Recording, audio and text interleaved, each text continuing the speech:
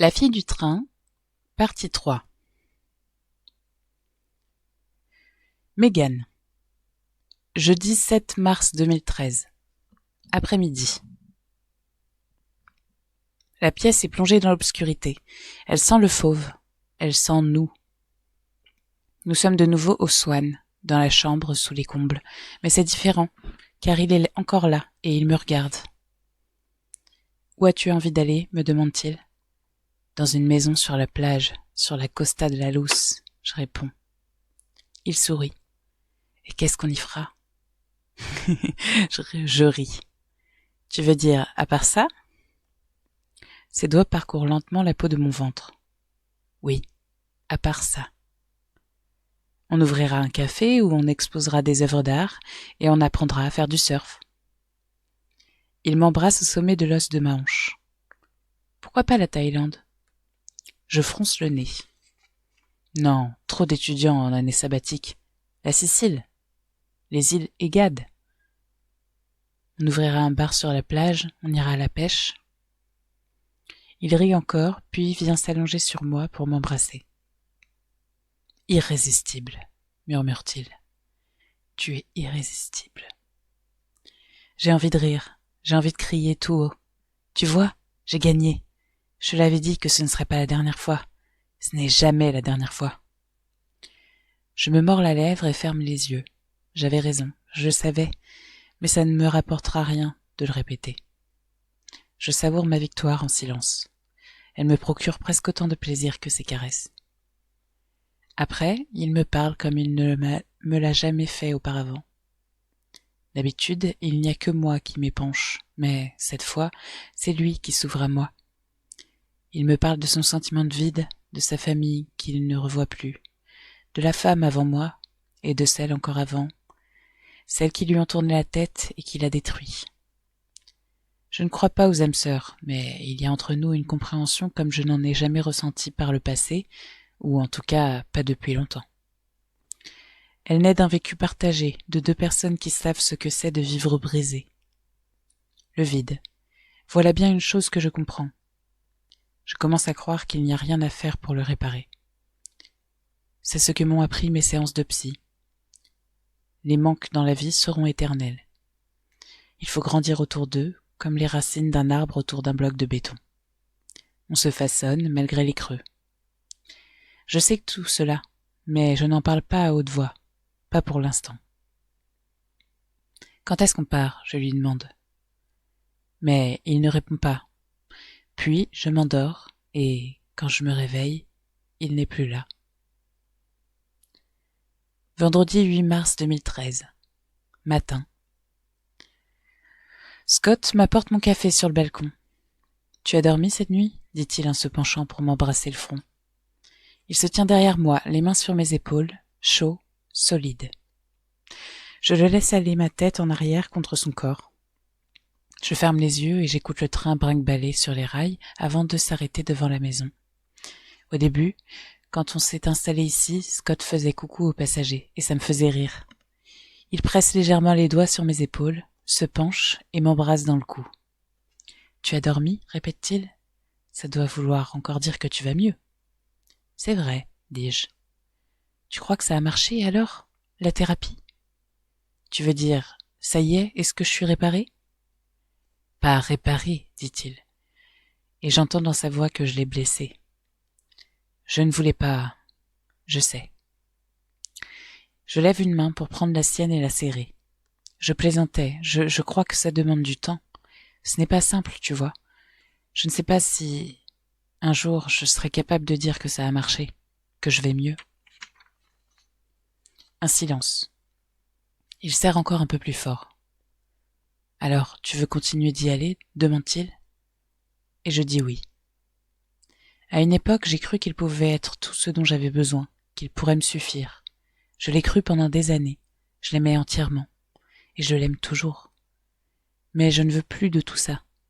Les seuls moments où je me sens redevenir moi-même sont lorsque, cet après-midi secret, enfiévré, comme hier, quand je reprends une vie dans cette semi-obscurité brûlante. Si je m'enfuis, qui peut affirmer avec certitude que ça ne me suffira pas non plus? Et qui peut affirmer que je ne finirai pas un jour par me sentir exactement comme aujourd'hui? Pas à l'abri, non, mais étouffée. Peut-être que j'aurai envie de m'enfuir encore et encore, et que, au bout du compte, je me retrouverai à nouveau près de cette vieille voie ferrée, parce que je n'aurai plus nulle part où aller. Peut-être. Mais peut-être pas. C'est un risque à prendre, non? Je descends l'escalier pour lui dire au revoir quand il part au travail. Il glisse les bras autour de ma taille et m'embrasse le haut du crâne. « Je t'aime, Megs, » murmure-t-il. Et je me sens affreusement mal. J'ai l'impression d'être la pire personne du monde entier. Je prie pour qu'il referme la porte au plus vite, parce que je sais que je vais pleurer.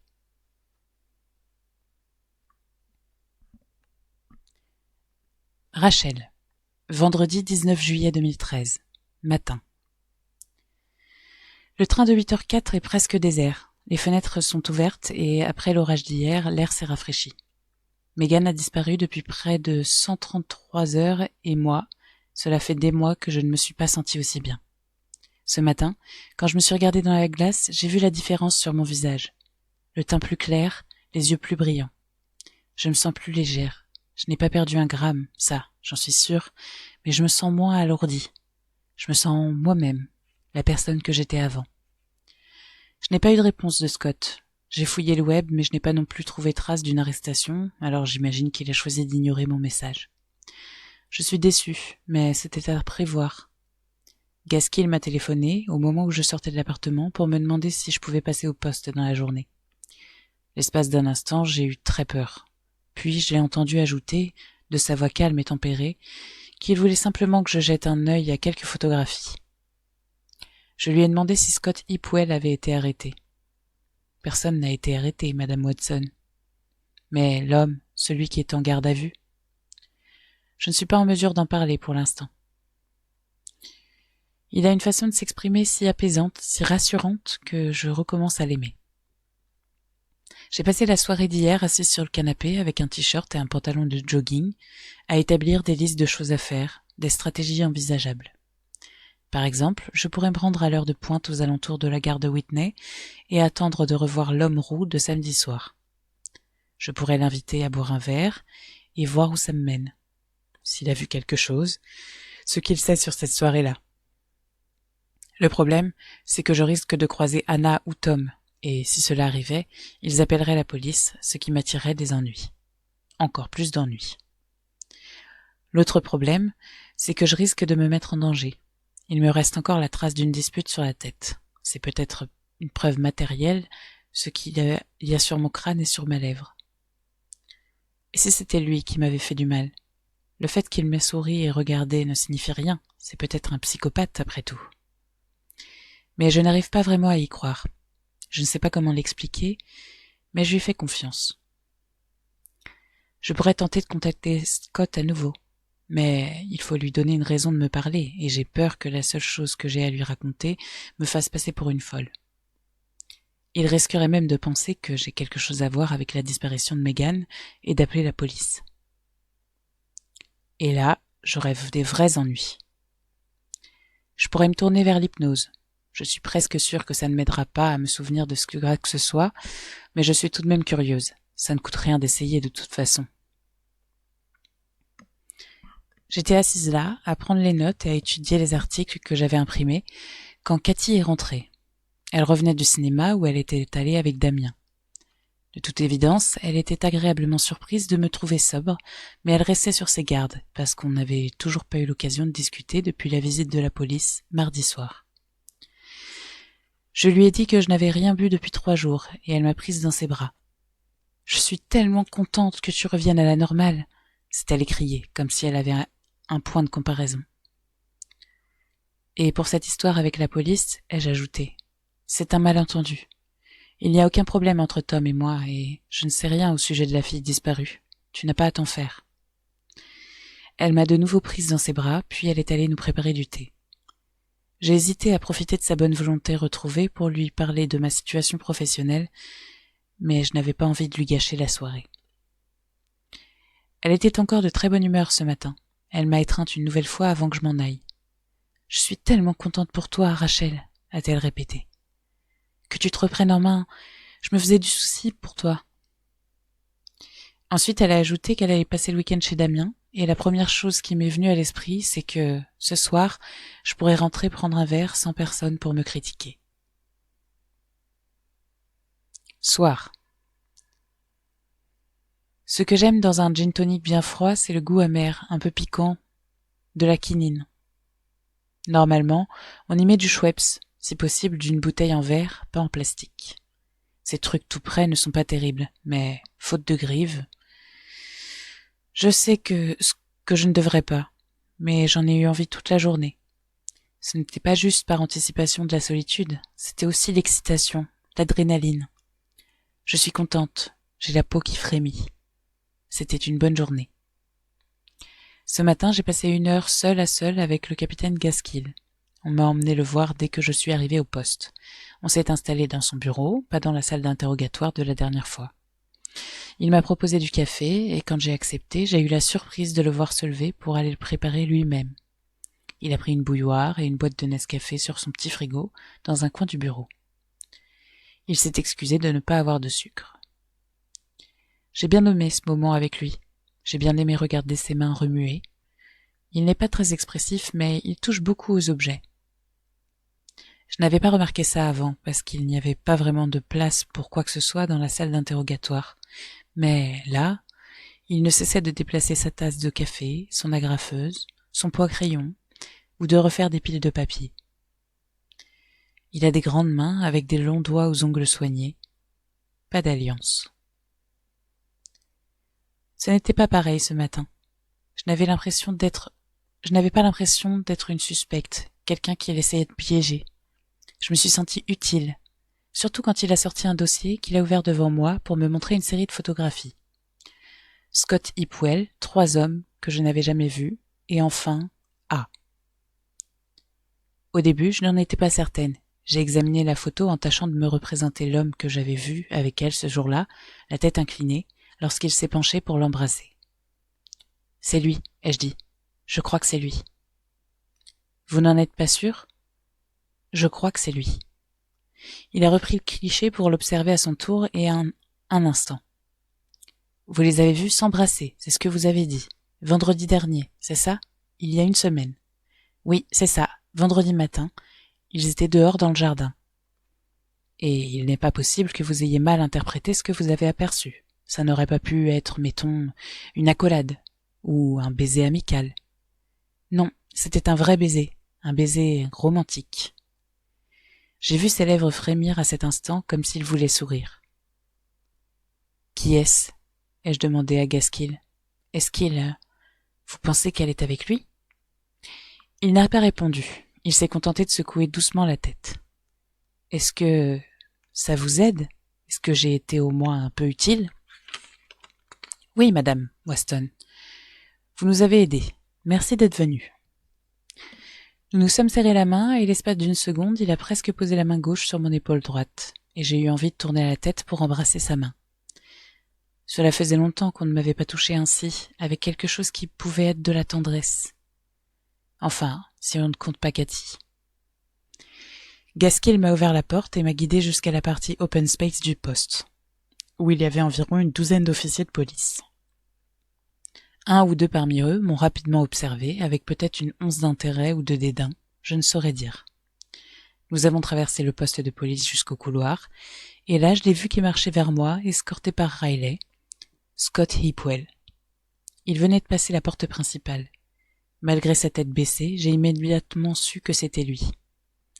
Il a levé les yeux et salué Gaskill d'un signe du menton, avant de me considérer brièvement. Un instant, nos regards se sont croisés et j'aurais juré qu'il m'avait reconnu. J'ai repensé à ce matin où je l'avais vu sur son balcon, tourné vers la voie ferrée, et où j'avais senti qu'il me regardait.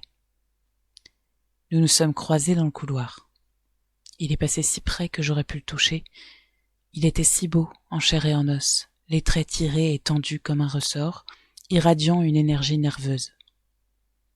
Alors que nous arrivions au hall d'entrée, je me suis retournée pour le voir à nouveau, certaine d'avoir senti ses yeux posés sur moi, mais c'était Riley qui m'observait. J'ai pris le train pour Londres et je suis allée à la bibliothèque. J'ai lu tous les articles que j'ai pu trouver sur cette affaire, mais je n'ai rien appris de plus.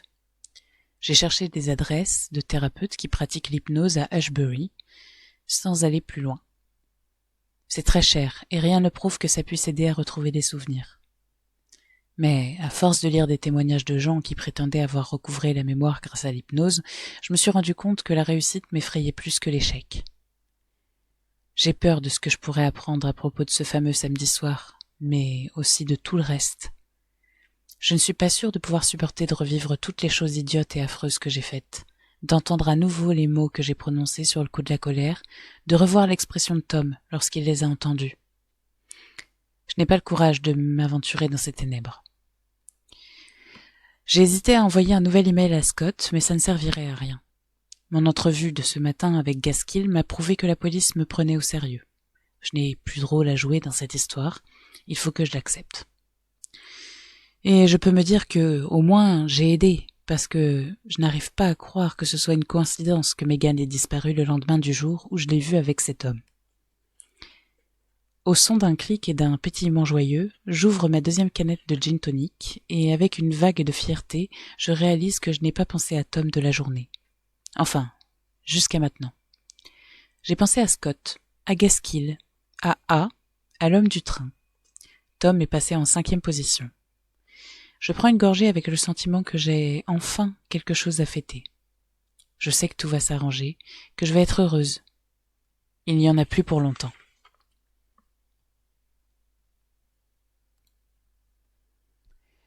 Samedi 20 juillet 2013. Matin. Je suis irrécupérable. Je me réveille avec la sensation écrasante d'un problème, un sentiment de honte, et je comprends immédiatement que j'ai fait une bêtise.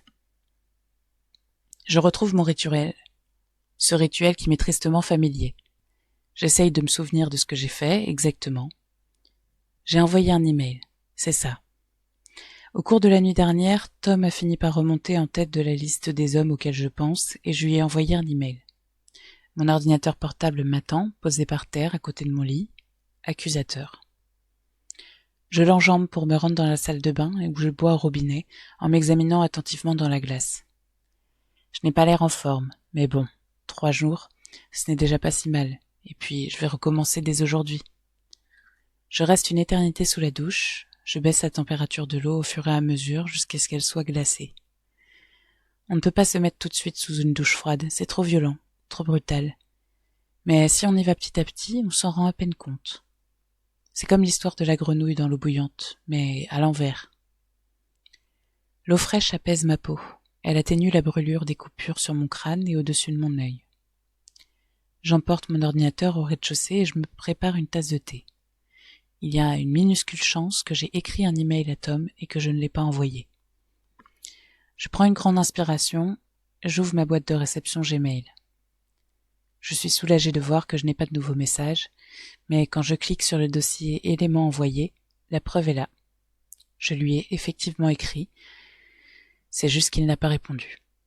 Pas encore.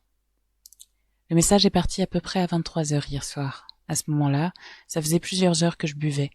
L'adrénaline et la gaieté que je ressentais au début avaient dû se dissiper depuis un bon bout de temps. Je clique sur le message.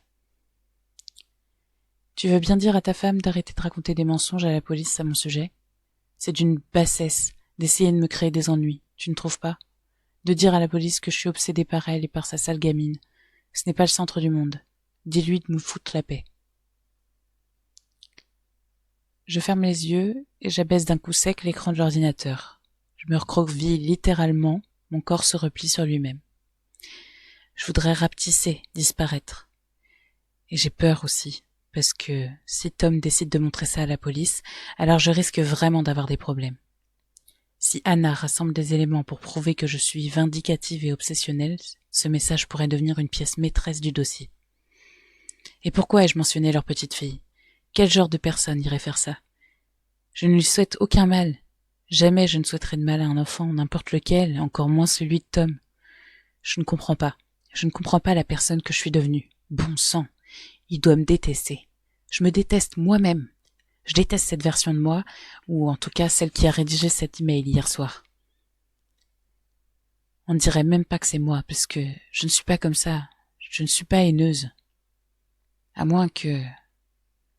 Je tâche de ne pas repenser aux pires fois, mais dans ces moments-là, les souvenirs s'accumulent dans ma tête. Une autre dispute, vers la fin, après une fête, après que j'ai perdu connaissance. Tom me raconte comment j'ai agi la veille, comment je l'ai encore humilié en insultant la femme d'un de ses collègues, en lui hurlant dessus parce que je croyais qu'elle flirtait avec mon mari. « Je ne veux plus aller où que ce soit avec toi, m'a-t-il dit. Tu veux savoir pourquoi je ne t'invite plus jamais personne chez nous? Pourquoi je n'ai plus envie d'aller au pub avec toi? Tu veux vraiment savoir pourquoi? C'est à cause de toi. C'est parce que j'ai honte de toi. » J'attrape mon sac à main et mes clés pour aller au magasin au bout de la rue. Ça m'est égal qu'il ne soit même pas 9h du matin. J'ai peur et je vais arrêter de penser. Si je prends un verre avec une aspirine, je peux me rendormir et rester au lit toute la journée. Je m'occuperai de ça plus tard. J'arrive devant la porte d'entrée. J'ai la main sur la poignée quand je m'interromps. Je pourrais lui demander pardon.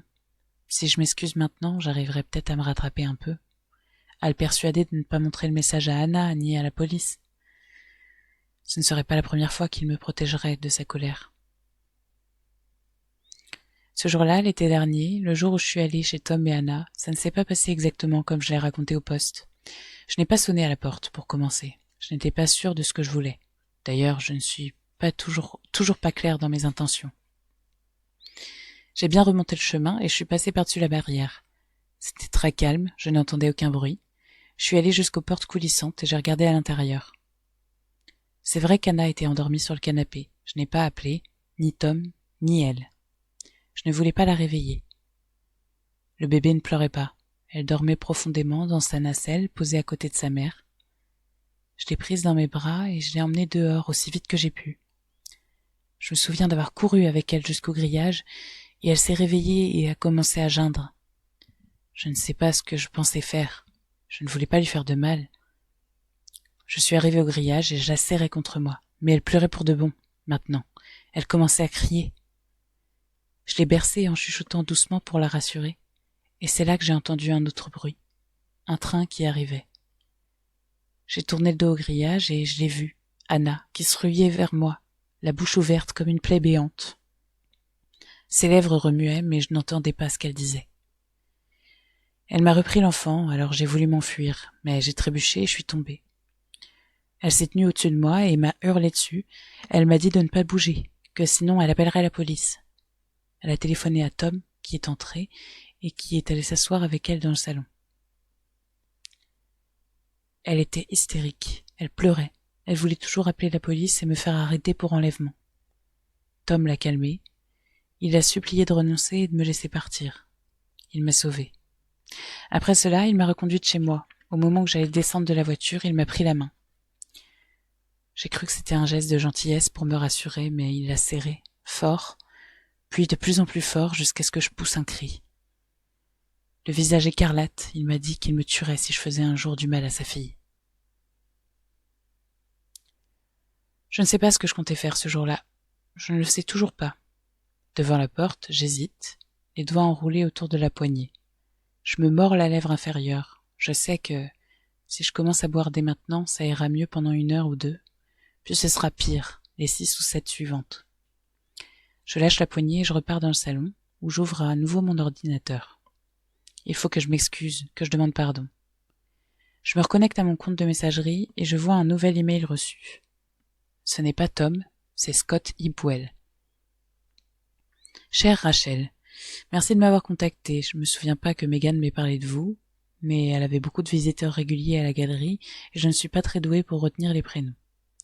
Je voudrais vous parler de ce que vous savez. Appelez-moi au 975 123 657 583 aussi vite que possible.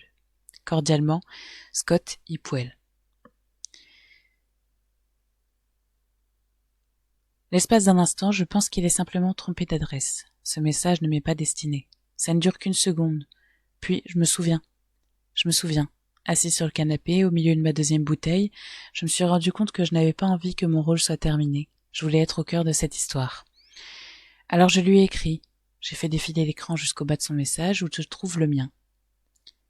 Cher Scott, je suis désolée d'insister, mais je crois qu'il est important que nous discutions. Je ne sais pas si Megan vous a déjà parlé de moi, je suis une amie. Nous nous sommes rencontrés à la galerie. Je vivais à Whitney à l'époque. Je crois que je dispose d'informations qui pourraient vous intéresser. Merci de répondre à cette adresse, Rachel Watson. Je sens la chaleur me monter au visage, mon estomac s'emplir d'acide. Hier, rationnel, les idées claires, raisonnable, j'ai décidé que je devais accepter que mon rôle dans cette affaire soit terminé. Mais la meilleure volonté du monde n'a pas suffi. Elle a été anéantie par la boisson, par la personne que je suis quand je bois.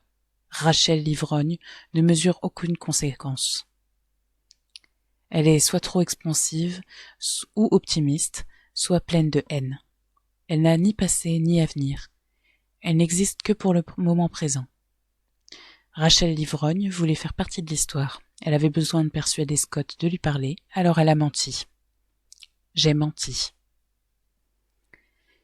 Je voudrais me taillader la peau avec des couteaux juste pour sentir autre chose que la honte. Mais je n'ai même pas le courage de faire ça.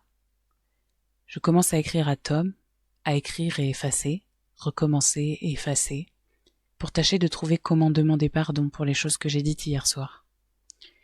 Si je devais mettre par écrit toutes les transgressions pour lesquelles je devais m'excuser auprès de Tom, il y aurait de quoi remplir un livre entier. Soir. Il y a presque exactement une semaine, Megan Hipwell est sortie du numéro 15 Blenheim Road et a disparu. Personne ne l'a vue depuis. Son téléphone et ses cartes bancaires n'ont pas été utilisés depuis samedi. Quand j'ai lu cela, dans un article aujourd'hui, je me suis mise à pleurer. J'ai honte, maintenant, de ce à quoi j'ai secrètement pensé. Megan n'est pas un mystère à résoudre. Ce n'est pas une silhouette qui apparaît dans l'objectif au début d'un film. Belle, diaphane, évanescente. Megan n'est pas un message crypté. Elle est réelle. Je suis dans le train pour aller chez elle. Je vais rencontrer son mari. J'ai bien été obligée de l'appeler. Le mal était fait. Je ne pouvais pas me contenter d'ignorer son email, sinon il allait en parler à la police, non?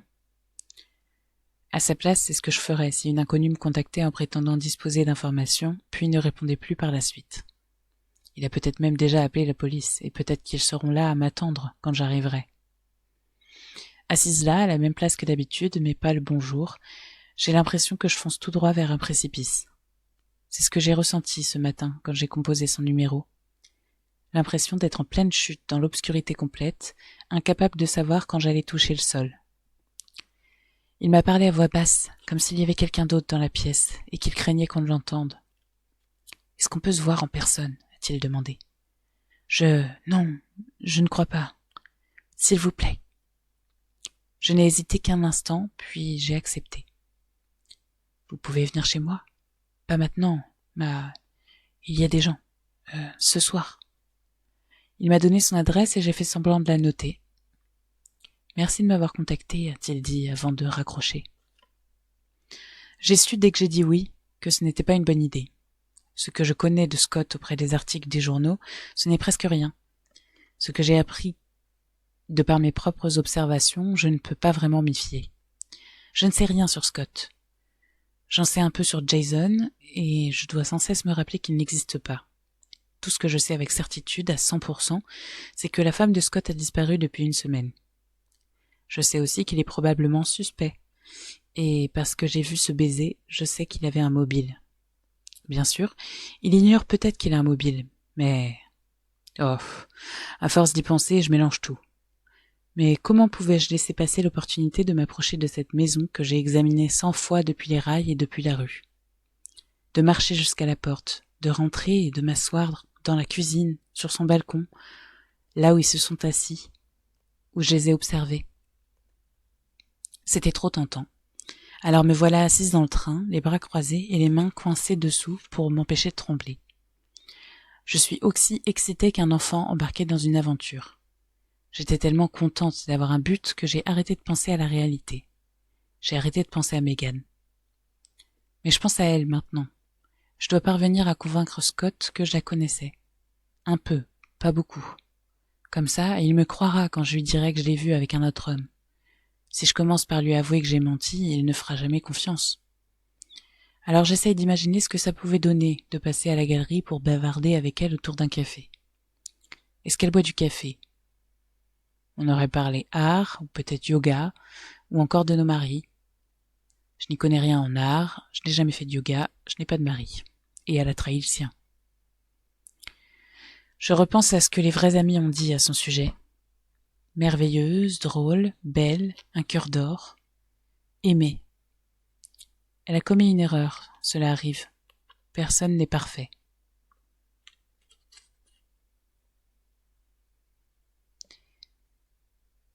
Anna. Samedi 20 juillet 2013. Matin.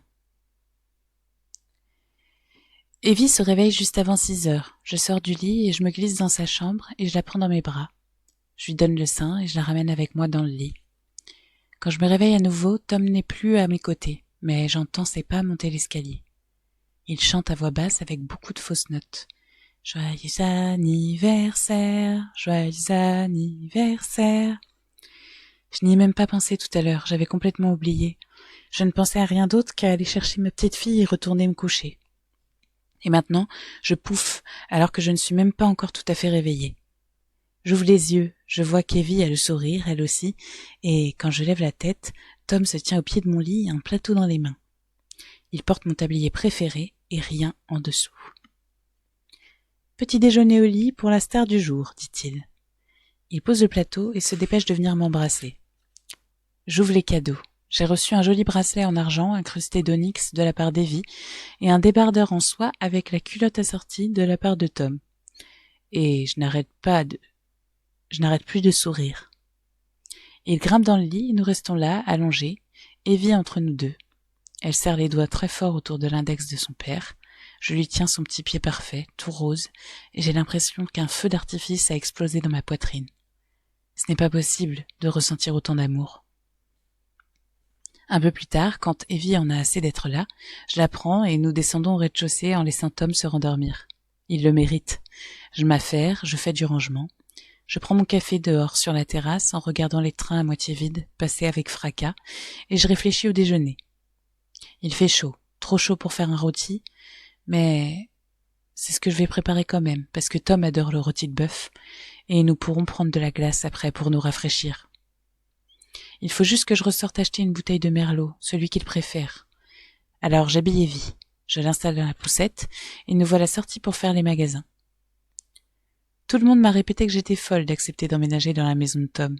Mais après tout le monde pensait aussi que j'étais folle d'entamer une liaison avec un homme marié, d'autant plus avec un homme dont l'épouse était aussi déséquilibrée, et je leur ai montré qu'ils avaient tort. Peu importe les problèmes qu'elle nous cause, Tom et Evie en valent la peine. Mais c'est vrai pour la maison. Un jour comme celui-ci, avec le soleil qui brille, quand on marche le long de notre petite rue, une rue proprette, bordée d'arbres, qui, sans être un cul-de-sac, parvient tout de même à faire de nous une petite communauté, cela pourrait presque être parfait. Le trottoir voit passer nombre de mères comme moi, de chiens en laisse et d'enfants perchés sur une trottinette. C'est presque idéal, presque parfait, si on oublie qu'on entend sans arrêt le crissement des freins des trains. Presque idéal, tant qu'on ne se retourne pas vers le numéro 15.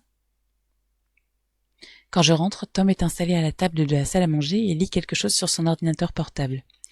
Il est torse nu, avec un short. Ses muscles sous sa peau saillent dès qu'il bouge. Ça me donne toujours des papillons dans le ventre de le voir. Je lui dis bonjour, mais il est plongé dans son monde et sursaute quand je passe le doigt sur son épaule. Il referme brusquement l'ordinateur. « Salut », dit-il en se levant. Il sourit, mais il a l'air fatigué, inquiet. Il me prend Evie des bras sans croiser mon regard. « Quoi ?» dis-je. « Qu'y a-t-il » ? « Rien. » Il se détourne et se dirige vers la fenêtre en faisant doucement balancer Evie contre sa hanche. « Tom, qu'est-ce qu'il y a ?» ?»« Ce n'est rien. » Il se retourne et je sais qu'il s'apprête à dire ce qu'il s'apprête à dire avant qu'il ait ouvert la bouche. « Rachel, un nouvel email. » Il secoue la tête, l'air meurtri, perturbé, et je déteste ça. Je ne le supporte plus. Parfois j'ai envie de tuer cette femme. « Qu'est-ce qu'elle t'a écrit ?» Il secoue à nouveau la tête. Aucune importance, c'est juste, comme d'habitude, des conneries. Je suis désolée. Je ne demande pas quelle connerie précisément parce que je sais qu'il refusera de répondre. Il n'aime pas me contrarier avec ses histoires. Ce n'est pas grave, ce n'est rien, reprend-il. Des délires incohérents d'ivrogne, toujours la même chose. Bon sang, est-ce qu'elle va nous foutre la paix un jour? Est-ce qu'elle nous laissera jamais être heureux? Il s'approche, et notre fille calée entre nous deux, il m'embrasse. Mais nous le sommes, me souffle-t-il. Nous sommes heureux. Soir. Nous sommes heureux. Nous avons déjeuné, nous nous sommes allongés sur la pelouse, puis, quand il a commencé à faire trop chaud, nous sommes rentrés manger de la glace pendant que Tom regardait le Grand Prix. Evie et moi, nous avons joué avec de la pâte à modeler, et elle a réussi à en avaler des quantités. Je pense à ce qui se passe au bout de la rue, et je me dis que j'ai beaucoup de chance, que j'ai obtenu tout ce que je désirais. Quand j'observe Tom, je lui suis reconnaissante de m'avoir trouvé, que j'ai été là pour le sauver de cette femme. Elle aurait fini par le rendre fou, j'en suis persuadée. Elle l'aurait écrasé. Elle en aurait fait un autre homme, un homme qui n'aurait pas été lui. Tom est monté avec Evie et lui donnait un bain. J'entends ses cris de ravissement d'en bas et je souris à nouveau. Un sourire qui a à peine quitté mes lèvres de la journée. Je fais la vaisselle, je range le salon et je réfléchis au dîner. On devrait manger léger. C'est drôle. Il y a quelques années, j'aurais détesté l'idée de rester à la maison et de faire la cuisine pour mon anniversaire. Mais désormais, c'est parfait. C'est pile ce qu'il faut. Nous trois, tout simplement. Je ramasse les jouets d'Evie étalés un peu partout sur le sol du salon et je les remets dans leur coffre. J'ai hâte de me la coucher tôt ce soir et d'enfiler l'ensemble que Tom m'a acheté. Le soleil ne se couchera pas avant plusieurs heures, mais j'allume les bougies sur le manteau de la cheminée et j'ouvre la seconde bouteille de Merlot pour laisser respirer le vin. C'est alors que, penché au-dessus du canapé pour fermer les rideaux, j'aperçois une femme, le menton baissé contre la poitrine, qui descend précipitamment la rue sur le trottoir opposé. Elle ne lève pas les yeux, mais c'est elle, j'en suis sûre. Je me penche un peu plus pour mieux l'examiner, mais je n'ai pas une bonne vue d'ici, et elle a disparu. Je me retourne, prête à foncer sur la porte d'entrée pour la pourchasser dans la rue, mais Tom se tient au bas de l'escalier, avec Evie dans les bras, enveloppée dans une serviette de bain. « Ça va ?» demande-t-il. « Qu'est-ce qu'il y a ?»« Rien, » dis-je en fourrant les mains dans mes poches pour qu'il ne les voie pas trembler. « Il n'y a rien, rien du tout. »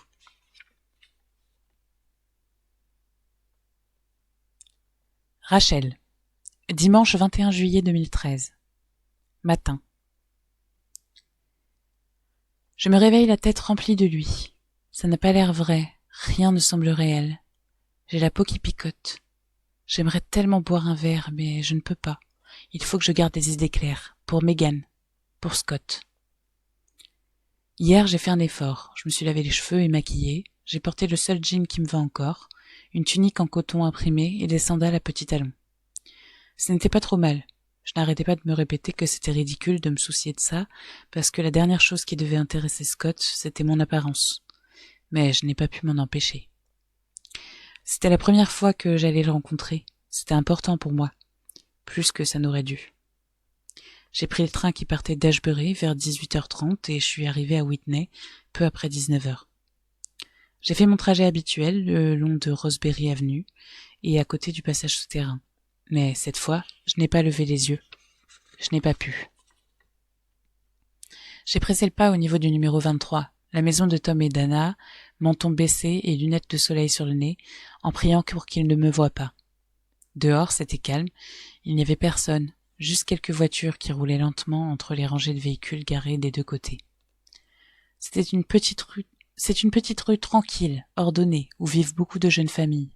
Vers 19h, ils doivent tous être à table ou installés sur le canapé, les tout petits calés entre papa et maman, à regarder X Factor. Entre le numéro 23 et le numéro 15, il ne doit pas y avoir plus d'une 50aine ou 60aine de pas. Mais ce trajet s'est étiré et il m'a semblé durer une éternité. J'avais les jambes lourdes et le pas hésitant, comme si j'étais ivre, comme si je risquais de trébucher sur le trottoir. Scott a ouvert la porte presque avant que j'ai fini de frapper, et j'avais une main tremblante, encore en l'air, lorsque je l'ai vu apparaître dans l'encadrement de la porte, dressé au-dessus de moi, emplissant tout l'espace. « Rachel ?» a-t-il dit sans sourire, la tête baissée pour m'observer. J'ai acquiescé. Il m'a tendu une main que j'ai serrée, puis il m'a fait signe d'entrer. mais l'espace d'un instant, je n'ai pas réagi. Il me faisait peur. De près, il est impressionnant physiquement, grand, les épaules larges, les bras et le torse bien dessinés. Il a des mains immenses. J'ai songé soudain qu'il pourrait me broyer la nuque, les côtes, sans beaucoup d'effort. Je suis passée devant lui pour aller dans l'entrée, mon bras a effleuré le sien, et j'ai senti le rouge me monter aux joues. Il sentait la transpiration aigre, et ses cheveux bruns étaient emmêlés sur son crâne, comme s'il ne s'était pas douché depuis plusieurs jours. C'est en arrivant dans le salon que la sensation de déjà-vu m'a frappée, si violemment que c'en était presque effrayant. Je reconnaissais la cheminée flanquée d'alcool sur le mur du fond, la manière dont la lumière entrait depuis la rue par les raies des stores vénitiens. Je savais que, si je me tournais vers la gauche, je verrais une vitre, du verre, puis au fond, la voie de chemin de fer. Je me suis tournée, et oui, la table de la cuisine, les portes-fenêtres, derrière, et, dehors, une pelouse luxuriante. Je connaissais cette maison. J'avais la tête qui tournait et je voulais m'asseoir. J'ai repensé à ce trou noir, samedi, à toutes ces heures perdues. Cela ne voulait rien dire, évidemment. Je connais cette maison, mais pas parce que j'y suis déjà venue. Je la connais parce que c'est exactement la même que le numéro 23. Dans l'entrée, un escalier mène à l'étage et sur la droite, on trouve le salon qui se fond dans la cuisine. La terrasse et le jardin me sont familiers car je les ai vus depuis le train. Je ne suis pas montée au premier, mais je sais que, si je l'avais fait, je serais arrivée sur un palier avec une grande fenêtre à guillotine. Si on passe par cette fenêtre, on accède au balcon improvisé sur le toit de la cuisine. Je sais qu'il y aurait eu 2 chambres, la chambre principale avec 2 grandes fenêtres qui donnent sur la rue, et une chambre plus petite au fond, au-dessus du jardin. Mais le fait de connaître cette maison sur le bout des doigts ne signifie pas pour autant que j'y sois déjà entrée. Cependant, je tremblais tout de même quand Scott m'a emmenée dans la cuisine. Il me proposait du thé. Je me suis assise à table, en face des portes-fenêtres, et je l'ai regardé faire bouillir de l'eau, lâcher un sachet de thé dans une tasse et renverser l'eau sur le plan de travail, en marmonnant dans sa barbe. Il régnait une forte odeur de désinfectant dans la pièce, mais Scott lui-même était dans un sale état. Une tache de sueur s'étalait sur son dos et son t-shirt, le dos de son t-shirt. Son jean flottait sur ses hanches comme s'il était trop grand pour lui. Je me suis demandé depuis quand il n'avait pas mangé. Il m'a apporté ma tasse, puis il est allé s'asseoir de l'autre côté de la table, en face de moi, les mains croisées devant lui. Le silence a duré un bon moment, lourd dans l'espace qui nous séparait, dans la pièce entière. Il résonnait dans mes oreilles. J'ai commencé à avoir trop chaud, à me sentir mal à l'aise. Et je ne pensais plus à rien. Je ne savais pas ce que j'étais venu faire là. Mais pourquoi étais-je venu ? Au loin, j'ai entendu un grondement sourd, un train qui arrivait. C'était rassurant, ce bruit familier. « Vous êtes une amie de Megan ?» a-t-il fini par dire. Entendre ce nom franchir ses lèvres m'a mis une boule dans la gorge. J'ai gardé les yeux fixés sur la table, les doigts enroulés autour de ma tasse. « Oui, je la connais, un peu. De l'époque où elle tenait la galerie. » Il m'observait dans l'attente, plein d'espoir. J'ai vu le muscle de sa mâchoire se contracter quand il a serré les dents. J'ai cherché des mots qui ne venaient pas. J'aurais dû mieux me préparer. « Vous avez eu du nouveau ? » « Du nouveau ?» ai-je demandé. Il a soutenu mon regard et pendant une seconde j'ai eu peur. J'avais dit ce qu'il ne fallait pas. Ça n'était pas mes affaires de savoir ce qu'il y avait de nouveau. Il allait se fâcher et me demander de partir. « Non » a-t-il répondu. « Qu'est-ce que vous vouliez me dire ?» Le train est passé lentement au fond du jardin et j'ai tourné la tête en direction des rails. Je me sentais étourdie, comme si j'étais hors de mon corps et que je pouvais me voir agir. Vous avez dit dans votre message que vous vouliez me dire quelque chose au sujet de Megan. Sa voix était devenue un cran plus aiguë. J'ai pris une grande inspiration. J'étais terriblement mal. J'avais conscience que ce que j'allais expliquer risquait de tout empirer et que cela lui ferait du mal. Je l'ai vu avec quelqu'un. C'est sorti tout seul, abruptement, fort, sans préparation et sans contexte. Il m'a dévisagé. Quand ? Vous l'avez vu samedi soir ? Vous en avez parlé à la police ? Non, c'était vendredi matin, ai-je dit. Ses épaules se sont affaissées. Mais elle allait bien vendredi. Pourquoi est-ce important? Les muscles de sa mâchoire s'est contracté à nouveau. Il s'énervait. Vous l'avez vu avec... avec qui? Un homme? Oui, À quoi il ressemblait? Il s'est levé et son corps m'a bloqué la lumière. Vous en avez parlé à la police? A-t-il redemandé. Oui, mais je ne crois pas qu'on m'ait prise au sérieux. Pourquoi? C'est juste, je ne sais pas, je pensais que vous devriez être au courant. Il s'est penché en avant, les mains sur la table, les poings serrés. Qu'est-ce que vous voulez me dire? Vous l'avez vue où? Et qu'est-ce qu'elle faisait? J'ai pris une autre inspiration. Elle était dehors, dans le jardin, juste là. J'ai désigné la pelouse. Et elle... je l'ai vue depuis le train. Impossible d'ignorer l'expression d'incrédulité sur son visage. Je prends le train pour Londres depuis Ashbury tous les matins. Je passe toujours ici. Je l'ai vue et elle était avec quelqu'un et ce n'était pas vous. Et comment vous savez ça? Vendredi matin. Vendredi, la veille de sa disparition. Oui? Je n'étais pas là. J'étais en déplacement à une conférence à Birmingham et je suis rentrée vendredi soir. Un peu de couleur est alors apparu tout en haut de ses joues. Son scepticisme laissait place à autre chose. Alors, vous l'avez vue dans le jardin avec quelqu'un et... Elle l'a embrassé, ai-je dit. Il fallait bien que ça finisse par sortir, il fallait que je lui dise. Ils s'embrassaient. Il s'est redressé, les poings serrés le long de son corps tendu. Les taches de couleur sur ses joues se sont accentuées, trahissant sa colère. « Je suis désolée, ai-je ajouté. Je suis vraiment désolée. Je sais que c'est affreux à entendre. » Il a levé une main pour me faire signe d'arrêter, méprisant. Ma compassion ne l'intéressait pas. Je sais ce que ça faisait. Assise là, je me souviens presque parfaitement de ce que j'ai ressenti à ce moment-là. Assise dans ma propre cuisine à 4 maisons d'ici, avec Lara, mon ancienne meilleure amie, installée en face de moi, avec son nourrisson potelé qui se tortillait sur ses genoux. Je me souviens quand elle m'a dit combien elle était désolée que mon mariage s'écroule et quand j'ai perdu mon sang-froid devant ses platitudes. Elle ne comprenait rien à ma souffrance. Je lui ai dit d'aller se faire foutre et elle m'a dit de ne pas parler ainsi devant son enfant. Je ne l'ai pas revu depuis ce jour-là. « À quoi ressemblait-il cet homme que vous avez vu ?» a demandé Scott. Il me tournait le dos à présent. Il regardait dans le jardin. Il était grand, plus grand que vous peut-être, la peau plus sombre. Je crois qu'il était peut-être asiatique, indien, quelque chose comme ça. Et il s'embrassait là, sur la pelouse. Oui. Il a poussé un long soupir. Bon sang, j'ai besoin d'un verre.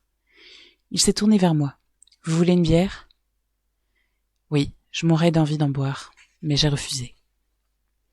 Je l'ai regardé prendre une bouteille dans le frigo, l'ouvrir et prendre une longue gorgée. Je pouvais presque sentir le liquide frais couler dans ma gorge. J'avais la main douloureuse tant j'avais envie de tenir un verre. Scott s'est appuyé contre le plan de travail, la tête baissée, presque jusqu'à toucher son torse. J'étais au plus mal. Je ne l'avais pas aidé. J'avais simplement aggravé son état et sa douleur. Je m'immisçais dans sa peine et j'avais tort. Je n'aurais jamais dû aller le voir. Je n'aurais jamais dû mentir. Évidemment que je n'aurais jamais dû mentir. Je m'apprêtais à me lever quand il a repris la parole. Peut-être, je ne sais pas, ça pourrait être une bonne chose, non? Ça pourrait vouloir dire qu'elle va bien, qu'elle s'est juste... Il a eu un petit rire sans joie. Qu'elle s'est juste enfuie avec quelqu'un. Du dos de la main, elle s'est essuyé une larme qui coulait sur sa joue et mon cœur s'est serré très fort. Mais le truc, c'est que je n'arrive pas à croire qu'elle ne m'aurait pas appelé. Il me fixait comme si je possédais toutes les réponses, comme si je pouvais savoir. Elle m'appellerait, non? Elle devrait se douter que mon état de panique, de désespoir, ce n'est pas elle d'être aussi rancunière, si? Il me parlait comme à quelqu'un à qui il pouvait faire confiance, comme à l'ami de Megan, et je savais que ce n'était pas bien, mais ça me faisait plaisir. Il a repris une gorgée de bière et s'est retourné vers le jardin. J'ai suivi son regard jusqu'à une petite pile de pierres appuyée contre le grillage, un début de jardin de rocailles abandonné depuis longtemps. Il a levé la bouteille à mi-hauteur de sa bouche avant d'interrompre son geste. Il s'est tourné vers moi. « Vous avez vu Megan depuis le train ?» a-t-il demandé. « Alors vous avez juste jeté un œil par la fenêtre et, comme par hasard, elle était là, cette femme que vous reconnaissez. » L'atmosphère dans la pièce a changé. Il n'était plus très sûr de savoir si j'étais une alliée, s'il pouvait se fier à moi. Une ombre de doute a traversé son visage. « Oui, je sais où elle habite, » ai-je dit. Et j'ai regretté ces mots dès l'instant où ils sont quittés mes lèvres. Où vous habitez, je veux dire. Je suis déjà venue, il y a longtemps. Alors, parfois, en passant, je regarde si je la vois. Il me dévisageait et j'ai senti le rouge monter aux joues. Elle était souvent dehors. Il a posé sa bouteille vide sur le plan de travail, puis il a fait quelques pas vers moi et s'est assis à la table, sur la chaise à côté de la mienne. Et vous la connaissez plutôt bien ? Enfin, assez bien pour venir à la maison ? Je sentais le sang cogner dans mes tempes et la transpiration s'accumuler dans le bas de mon dos, la nausée grisante de l'adrénaline. Je n'aurais pas dû dire ça. Je n'aurais pas dû compliquer encore mon histoire. Je ne suis une fois, mais je sais où se trouve la maison parce que je ne vivais pas très loin d'ici avant. Il a levé un sourcil. Au bout de la rue, au 23. Il a acquiescé lentement. Watson. Alors quoi ? Vous êtes l'ex-femme de Tom ? Oui, j'ai déménagé il y a 2 ans. Mais vous alliez quand même voir Megan à la galerie ? De temps en temps. Et quand vous la voyez, est-ce qu'elle vous parlait de choses personnelles, de moi ? Il avait la voix rauque. Ou de quelqu'un d'autre. J'ai secoué la tête. Non, c'était simplement histoire de passer le temps, vous savez. Il y a eu un long silence. La pièce m'a semblé se réchauffer brusquement et l'odeur de désinfectant a surgi de tous les côtés. Je me suis soudain sentie faible. À ma droite se dressait une petite table où étaient posées les photos dans des cadres.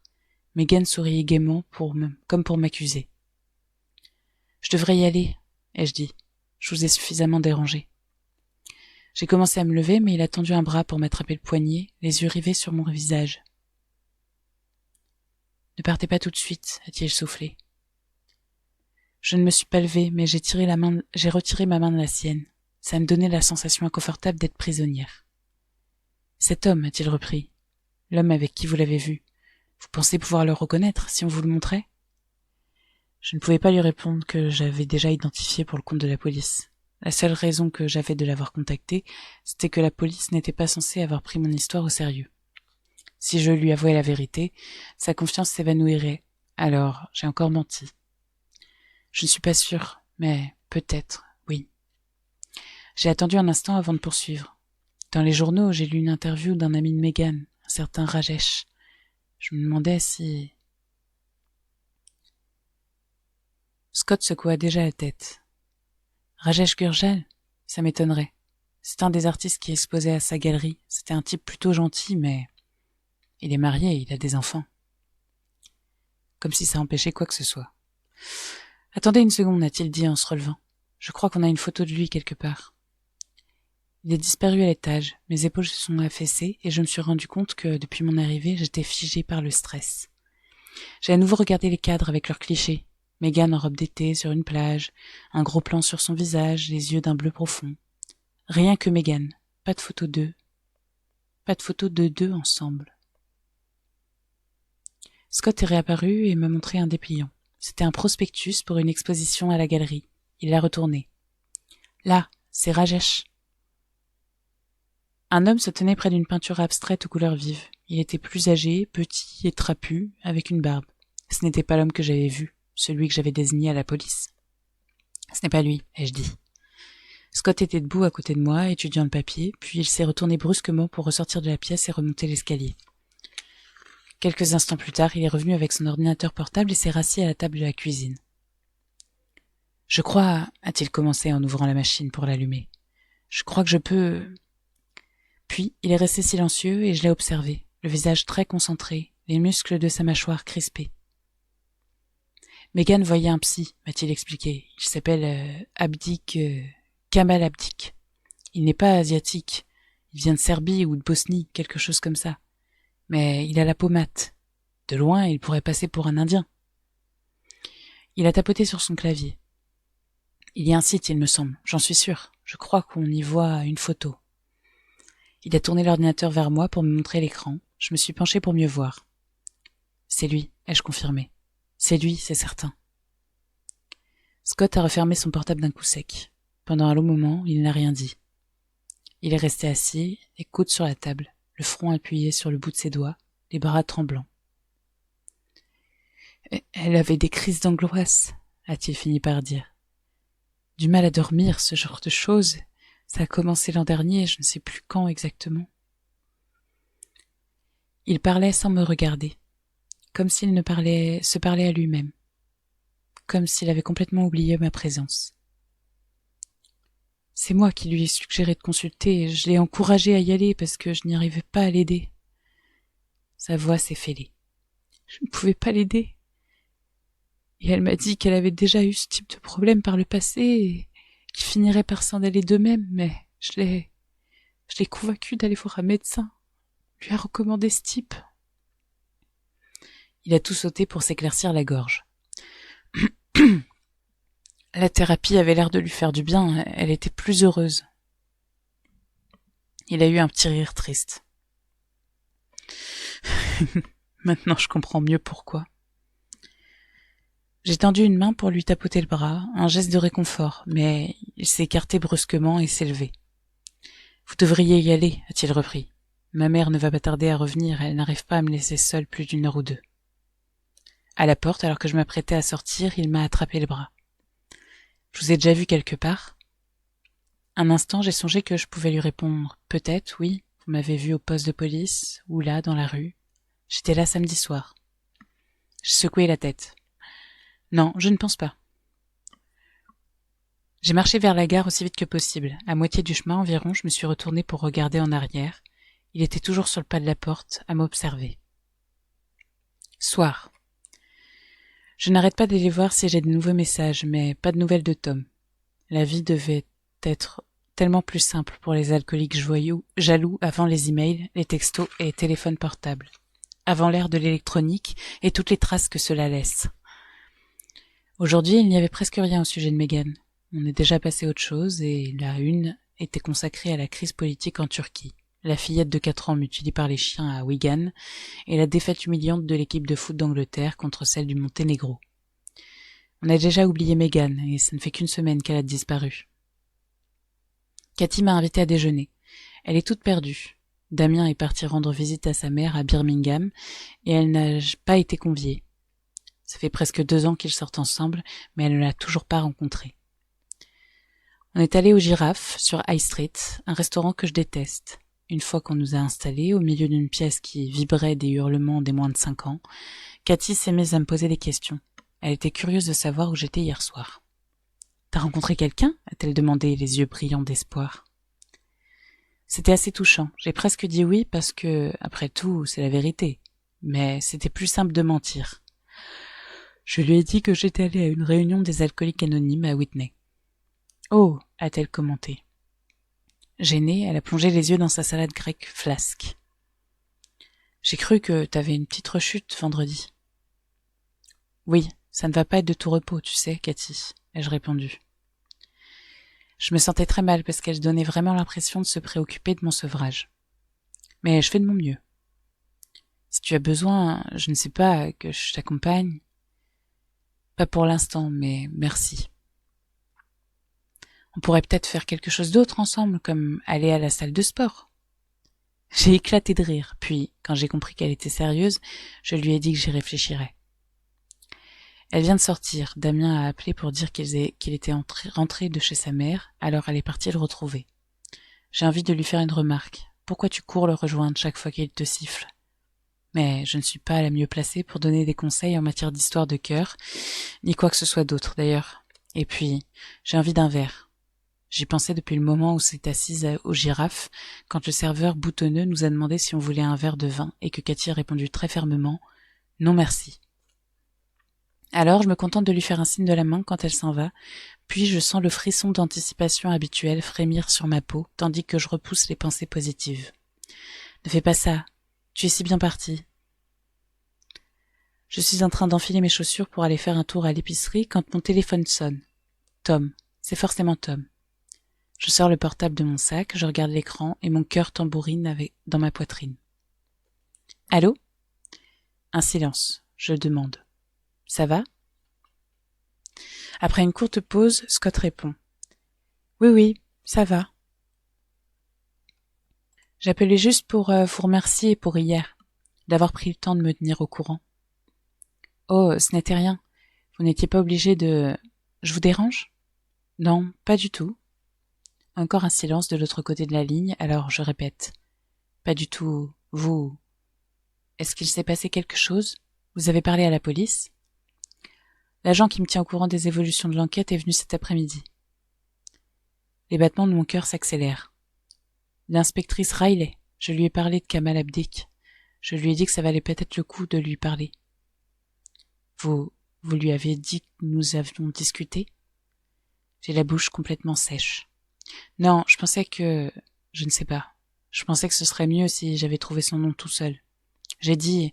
Je sais que c'est un mensonge, mais j'ai dit que je m'étais creusé la tête pour me mettre un doigt sur un détail significatif et que j'avais songé que ça pourrait être intéressant de parler à son psy. J'ai dit que leur relation m'avait déjà préoccupée par le passé. J'arrive de nouveau à respirer. Et qu'est-ce qu'elle a dit ? Elle a dit qu'il lui avait déjà parlé, mais qu'ils allaient recommencer. Elle m'a posé un tas de questions pour savoir pourquoi je ne lui en avais pas mentionné avant, et elle, je ne sais pas. Je ne lui fais pas confiance. Elle est censée être de mon côté, mais chaque fois j'ai l'impression qu'elle veut fourrer son nez partout, comme si elle essayait de me prendre en faute. C'est bête, mais ça me fait plaisir qu'il ne l'aime pas non plus. C'est un autre point commun, un autre lien tissé entre nous. Bref, je voulais juste vous dire merci de m'avoir contacté, et puis ça va sembler étrange, mais c'était agréable de discuter avec quelqu'un dont je ne suis pas proche. J'ai eu l'impression que ça me permettait de penser plus rationnellement. Après votre départ, je n'arrêtais pas de repenser à la première fois que Megan est allée le voir, Abdik, et à comment elle était en revenant. Elle avait quelque chose d'inhabituel, une légèreté. Il expire bruyamment. Je ne sais pas, peut-être que ce n'est que mon imagination. Je retrouve le sentiment que j'avais hier, qu'il n'est déjà plus en train de me parler à moi, mais qu'il parle tout court. Je ne suis plus qu'une oreille attentive et ça me convient. Je suis contente de lui être utile. J'ai encore passé la journée à fouiller dans les affaires de Megan. J'avais déjà retourné notre chambre et toute la maison une bonne demi-douzaine de fois, à la recherche du moindre indice, quant à l'endroit où elle pourrait être. Quelque chose qui vienne de lui, peut-être, mais rien. Pas d'email, pas de lettre, rien. J'ai pensé à le contacter, mais son cabinet est fermé aujourd'hui et je n'arrive pas à trouver le numéro de téléphone portable. Vous êtes sûr que c'est une bonne idée ? Je lui demande. Je veux dire, vous ne pensez pas que vous devriez laisser ça à la police ? Je ne veux pas finir ma phrase à voix haute, mais on le pense sûrement tous les deux. Cet homme est dangereux. Ou en tout cas, il pourrait l'être. Je ne sais pas du tout. Il y a dans sa voix une note de désespoir qui fait peine à entendre, mais je n'ai pas de réconfort à lui offrir. Sa respiration est trop rapide à l'autre bout du fil. Il a le souffle court, comme s'il avait peur. J'ai envie de lui demander s'il y a quelqu'un pour lui tenir compagnie, mais je ne peux pas. Ça serait mal compris, comme si je lui faisais des avances. J'ai croisé votre ex aujourd'hui, reprend-il. Les poils de mes bras se dressent. Ah. Oui, je suis sortie prendre le journal et je l'ai vu dans la rue. Il m'a demandé comment j'allais et si j'avais des nouvelles. Ah, dis-je encore. C'est tout ce que je parviens à prononcer. Les mots ne se forment pas dans ma bouche. Je ne veux pas qu'il discute avec Tom. Tom sait que je ne connais pas Megan Hipwell. Tom sait que j'étais à Blenheim Road le soir de sa disparition. Je n'ai pas parlé de vous, Vous voyez, je ne sais pas si j'aurais dû lui dire qu'on s'était rencontrés. Non, je ne pense pas. Enfin, je ne sais pas. Ce serait peut-être bizarre. D'accord. Après ça, un long silence s'installe. J'attends que mon cœur se calme. Au moment où je crois qu'il va raccrocher, il me demande « Elle ne parlait jamais de moi, alors ?» Bien sûr que si. Enfin, on ne bavardait pas si souvent que ça, mais... Mais vous êtes venu à la maison. Megan n'invite presque jamais des amis à passer. Elle est très réservée, elle ne partage pas son espace personnel avec beaucoup de gens. Je cherche une bonne raison, je regrette de lui avoir dit que j'étais venue. J'étais juste passé lui emprunter un livre. Ah bon ? Il ne me croit pas. Elle ne lit pas.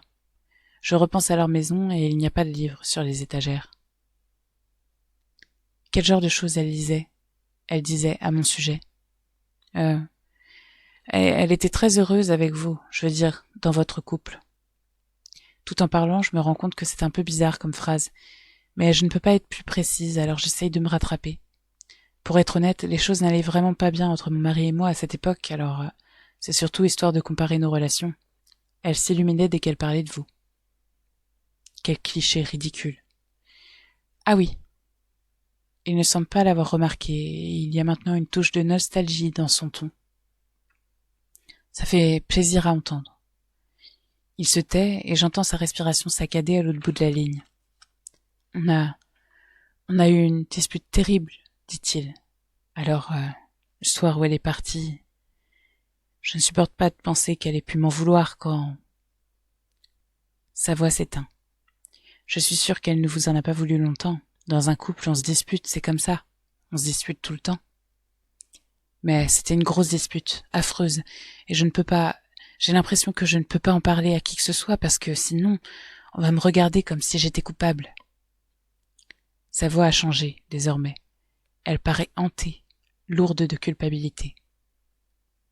Je ne me souviens pas de comment ça a commencé, continue-t-il. Sur le coup, je ne le crois pas, puis je repense à toutes les disputes que j'ai oubliées et je me mords la langue. Le ton est monté et j'ai été très cruelle avec elle. Un connard, un vrai connard. Elle était très affectée, alors elle est montée mettre ses affaires dans un sac.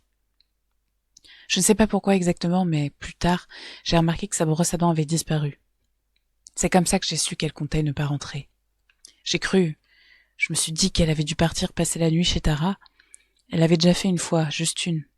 Ce n'est pas comme si ça arrivait tout le temps. Je ne lui ai même pas couru après. Une nouvelle fois, je suis frappée par cette impression qu'il ne me parle pas vraiment. Non. Il se confesse. Il est assis d'un côté du confessionnal et moi je suis de l'autre côté, sans visage, invisible. Je l'ai laissé partir. Et c'était samedi soir? Oui. C'est la dernière fois que je l'ai vu. Un témoin l'a vu, ou a vu une femme correspondant à sa description se diriger vers la gare de Whitney vers 19h30. C'est ce que j'ai lu dans les articles des journaux. C'est la dernière personne à l'avoir vu. Personne ne se souvient de l'avoir vu sur le quai ou dans le train. Il n'y a pas de caméra de surveillance à Whitney, et les caméras à Corley ne l'ont pas non plus vu sur leur bande. Mais, d'après les articles, cela ne prouve rien parce qu'il y a d'importants angles morts dans cette gare. À quelle heure était-il quand vous avez essayé de la contacter? Je demande. Un autre long silence. Je suis allé au pub, le Rose, vous voyez, celui au coin de Kingley Road. J'avais besoin de me reprendre, de remettre de l'ordre dans mes idées. J'ai bu 2 pintes et je suis rentré à la maison. C'était un peu avant 22h.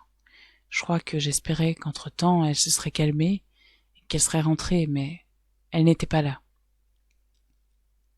Alors il était environ 22h quand vous avez essayé de l'appeler? Non.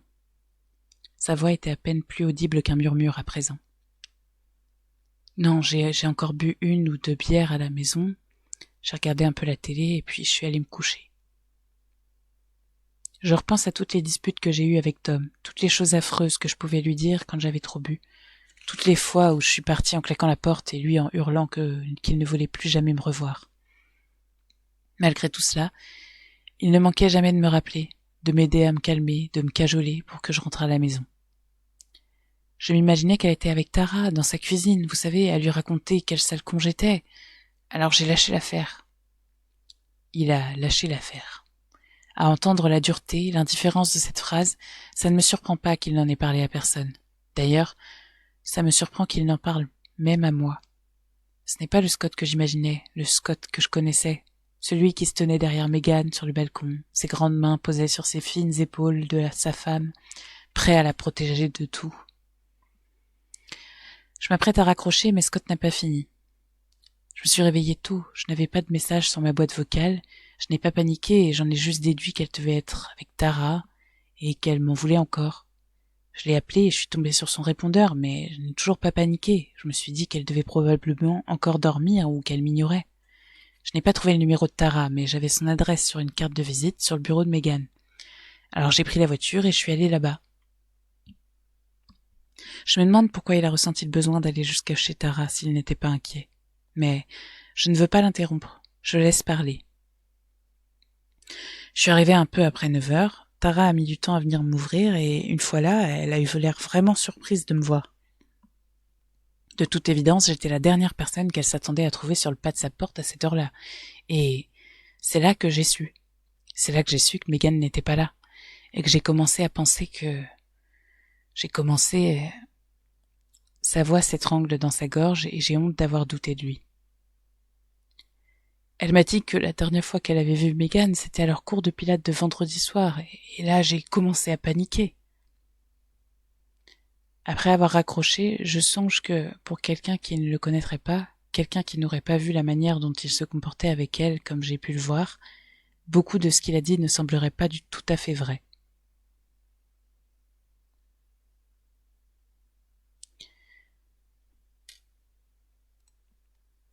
Lundi 22 juillet 2013, matin.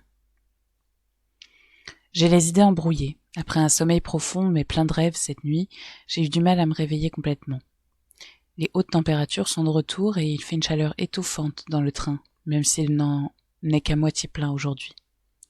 Je me suis levée en retard ce matin et je n'ai pas eu le temps de regarder les infos sur Internet avant de quitter la maison, ni de prendre le journal sur le chemin. Alors j'essaye de me connecter au site de la BBC avec mon téléphone, mais il n'arrive pas à charger, je ne sais pas pourquoi. À Northcote, un homme avec un iPad monte à bord et s'assoit à côté de moi. Lui n'a aucun problème à aller voir les dernières news et arrive sans délai sur le site du Daily Telegraph.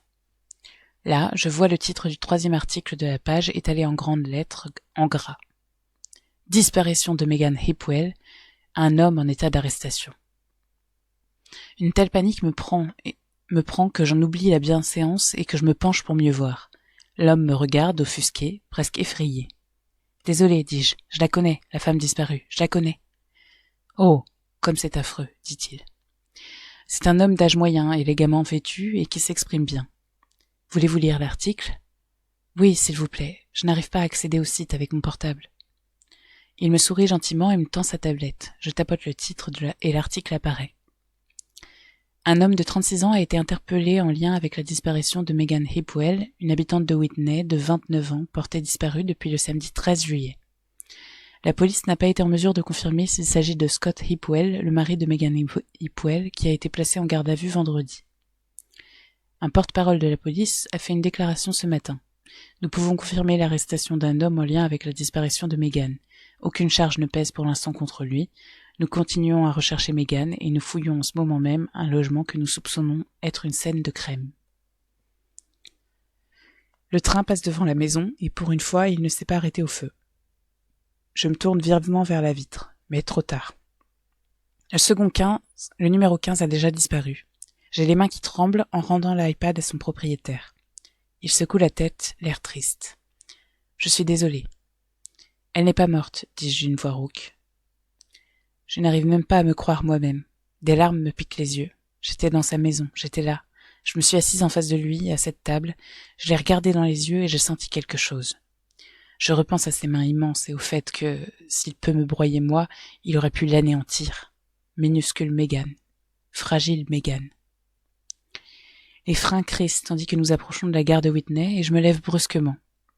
Il faut que j'y aille, dis-je à l'homme à côté de moi, qui, malgré sa surprise, hoche la tête d'un air grave. Bonne chance, dit-il. Je cours le long du quai et dans les escaliers. Je vais à contre-courant du flot de gens et je suis presque arrivé en bas quand je trébuche et qu'un homme s'écrie « Attention !» Mais je l'ignore parce que j'ai le regard fixé sur le rebord d'une marche, l'avant-dernière. Il y a une tache de sang. Je me demande depuis combien de temps elle est là. Aurait-elle une semaine? Serait-ce mon sang? Le sien? Est-ce qu'il y a du sang dans la maison? Je me demande. Est-ce que c'est pour ça qu'ils l'ont arrêté? J'essaye de revoir la cuisine, le salon. L'odeur, très propre, une odeur de désinfectant. Était-ce une odeur d'eau de javel? Je ne sais pas.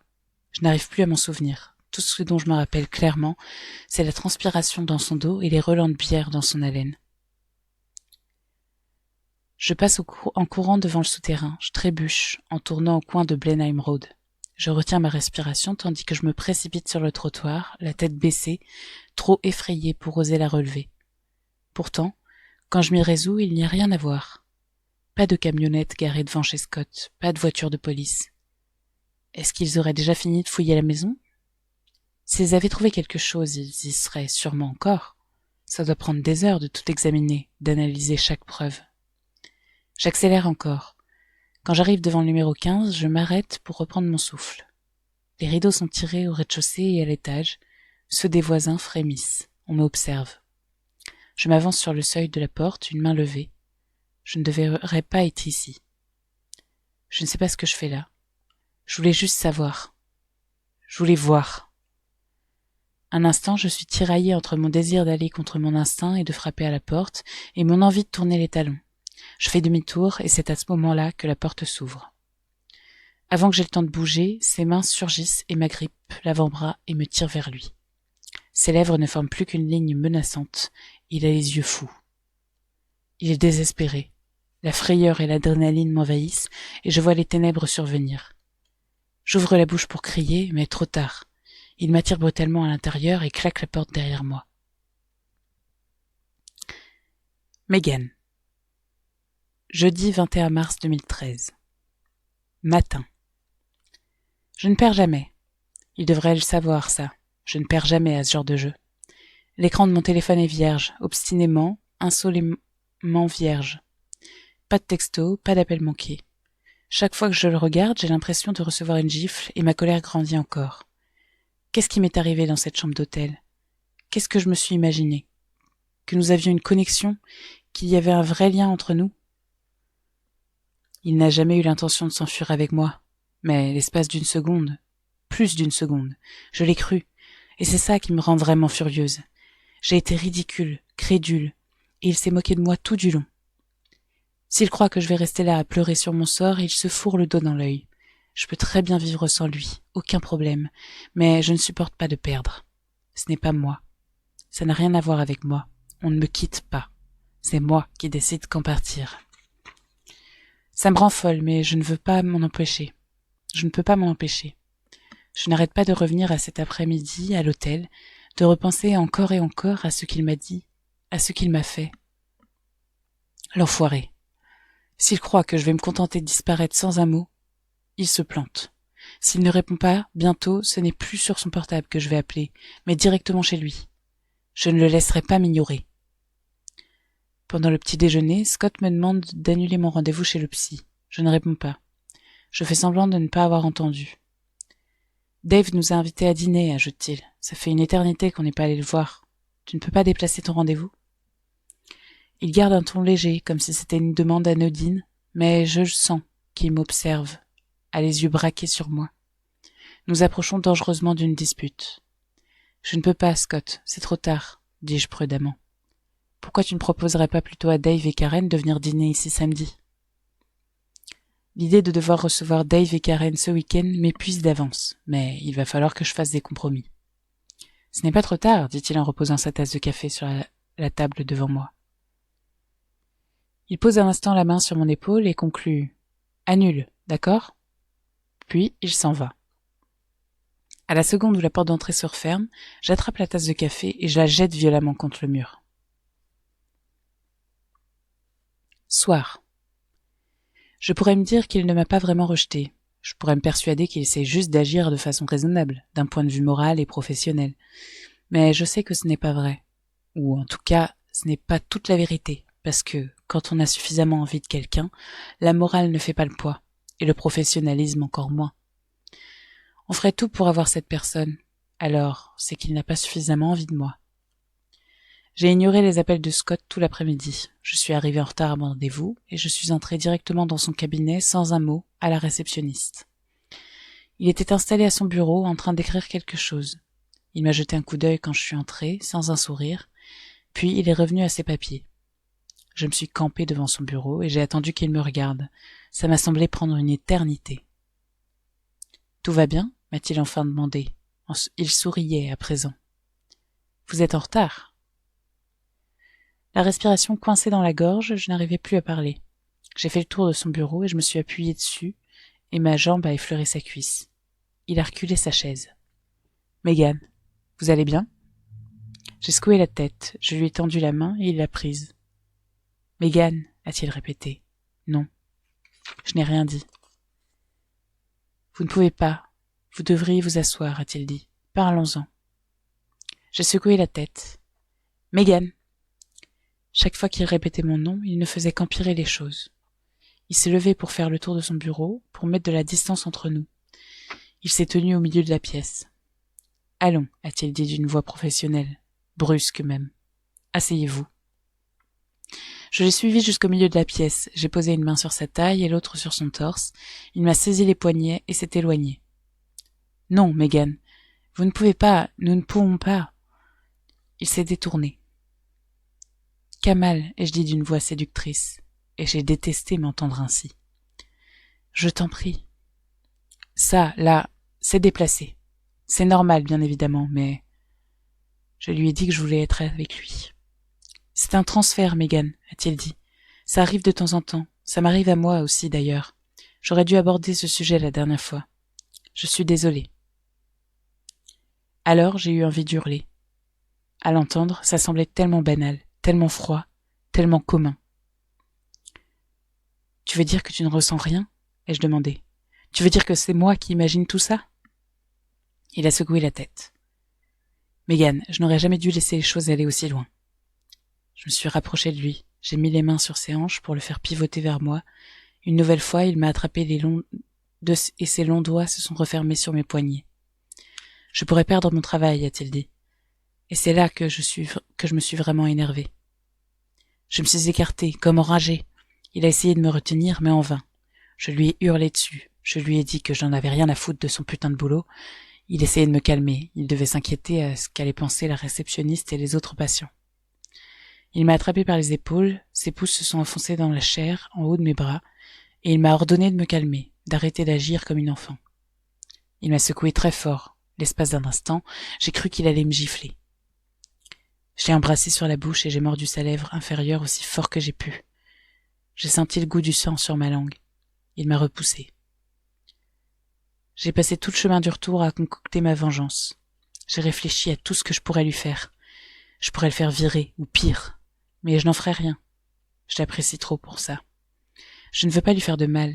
Ce n'est même plus tant le fait d'avoir été rejeté qui me dérange maintenant. Ce qui me dérange, c'est que je n'ai pas pu finir de raconter mon histoire et que je ne peux pas recommencer depuis le début avec quelqu'un d'autre. C'est trop difficile. Et maintenant, je n'ai pas envie de rentrer parce que je ne sais pas comment je vais expliquer à Scott les bleus sur mes bras.